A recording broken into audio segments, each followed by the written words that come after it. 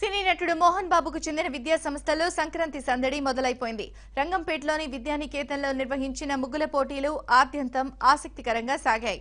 కళాశాల ప్రాంగణంలో 600 మంది పైగా విద్యార్థులు ముగ్గులు వేశారు. మోహన్ బాబు విద్యార్థుల వద్దకు వెళ్లి ప్రోత్సహించారు. వారితో సెల్ఫీలు దిగారు. విద్యార్థులతో కలిసి సందడి చేశారు.